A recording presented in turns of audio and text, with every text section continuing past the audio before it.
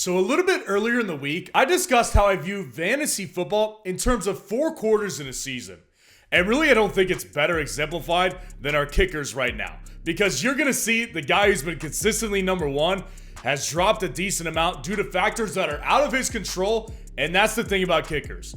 Every one of these kickers on here, their factors are largely out of their control. And they can only do what their offense can do for them as far as putting them into proper range. And we all know we're heading into the fantasy football playoffs here soon, so every point needs to be meticulously analyzed to maximize your fantasy points every week. So today, we're getting into the top 12 kicker rankings in Week 13 fantasy football. And I am the only fantasy football YouTuber who does kicker rankings on a weekly basis, so please go down there, drop a like on this video, and subscribe to the channel to show your support. Let's go ahead and just jump right into it.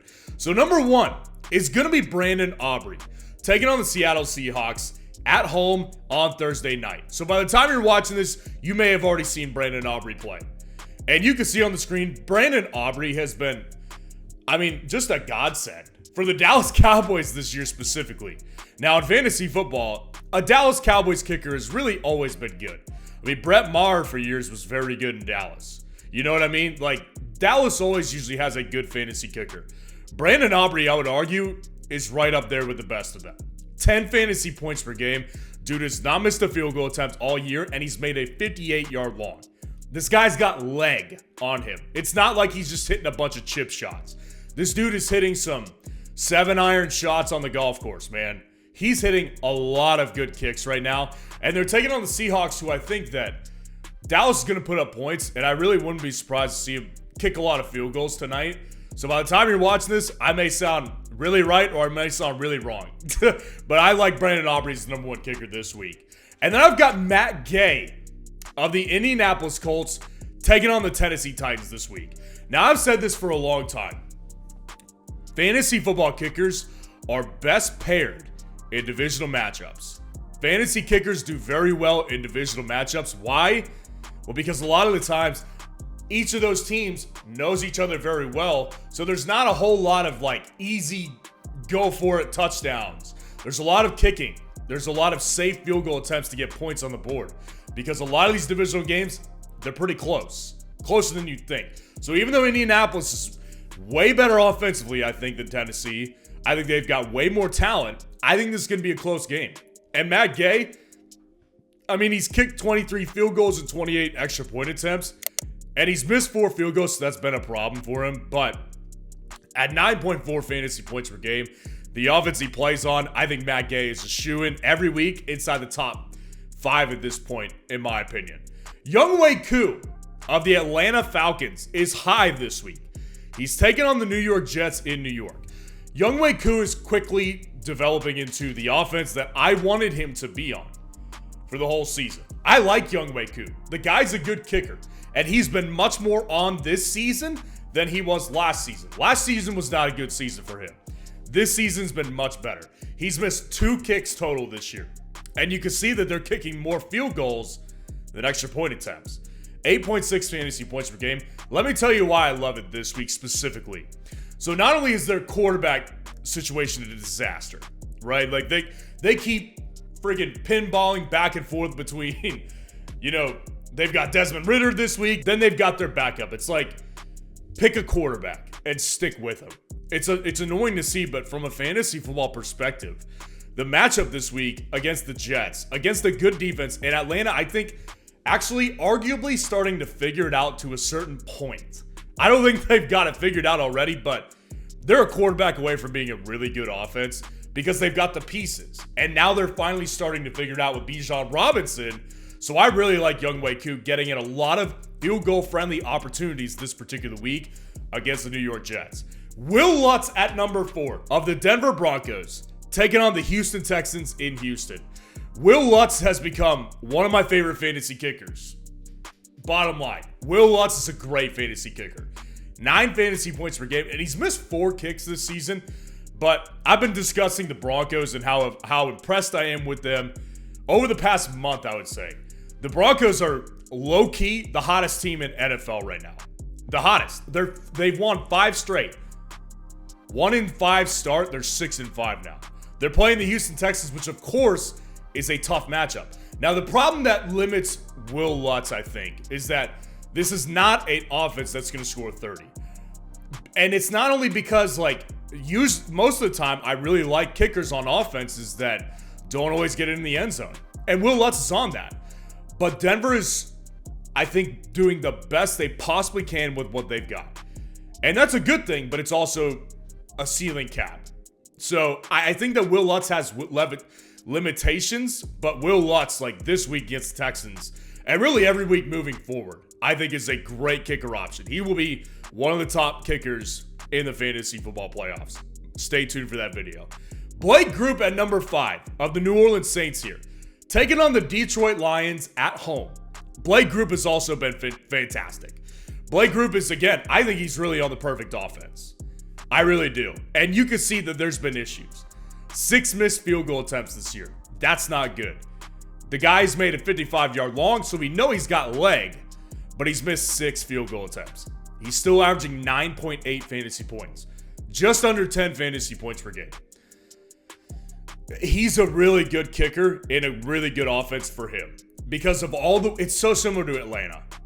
New Orleans has tons of weapons that consistently get him down there into range. Now, this particular week, I think that they're going to struggle because of the fact that they're probably going to be missing Chris Olave, Rashid Shaheed. They're going to be missing some weapons here, but when I look at this matchup against the Detroit Lions, I don't think Detroit's defense is as strong as we once gave them credit for, especially me. So I like Blake Group this week at number 5. Jake Elliott at number 6 of the Philadelphia Eagles, taking on the San Francisco 49ers in Philadelphia. Jake Elliott has been great, but again, this is why I look at it into quarters of a season. The first 4 weeks, the first quarter of the season, Jake Elliott was the undisputed number 1 kicker in fantasy football. He was averaging like 12 fantasy points per game. But you can see that the extra point attempts that he's kicking are far outscoring the field goal attempts he's getting. That's the point we're at now. Philly's offense is running so clean. Now, I like Jake Elliott still as a kicker. I mean, he's averaging 9.5 fantasy points per game. But I do think against the 49ers this week, I already said it with the 49ers defense, I think the 49ers are going to win this game, and I do think that their defense could actually stop the Eagles a decent amount, which could put Jake Elliott in either a good or a bad position.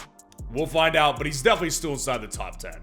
Brandon McManus of the Jacksonville Jaguars taking on the Cincinnati Bengals at home in Jacksonville.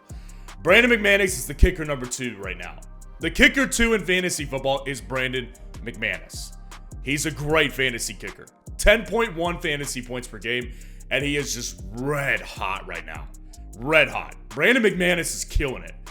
Against Cincinnati, the reason he's actually down lower for me is because I actually do think that Jacksonville's going to be able to score almost at will against the Bengals. Jacksonville's running really smooth right now offensively, and the Bengals, I just don't think are going to have much fight in them much longer. I've discussed this. Joe Burrow is the heart and soul of that team.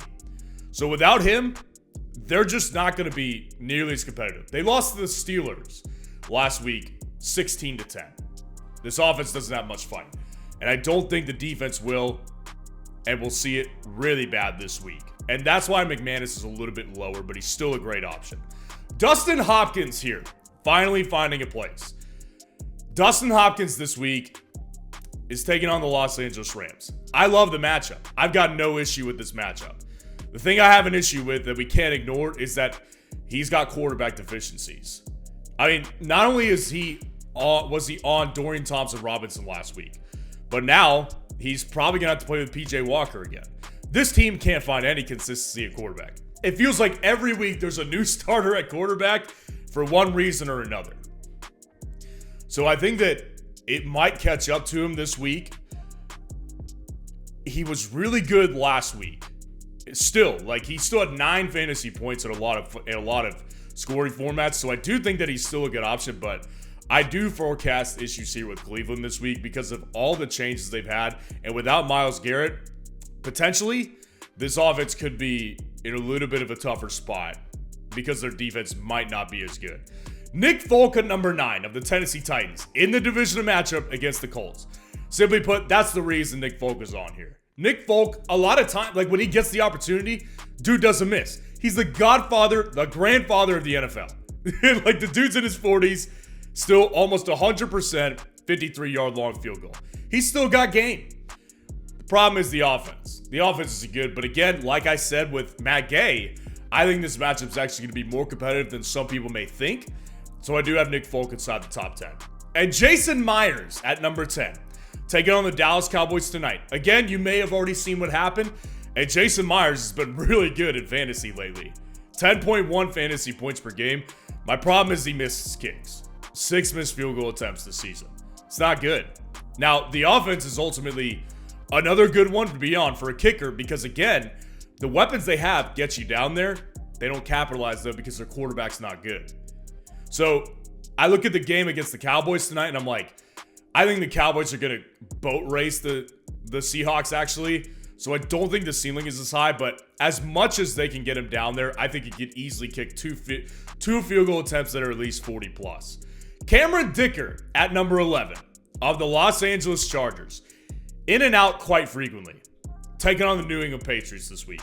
Now, this may sound like a slam dunk matchup for the running backs, the wide receivers on Los Angeles. I said this earlier in a live stream. I did this on my Wednesday night live stream. And I was asked about Justin Herbert versus New England. And I said, I don't think it's going to be as good of a matchup as people think. And let me tell you why.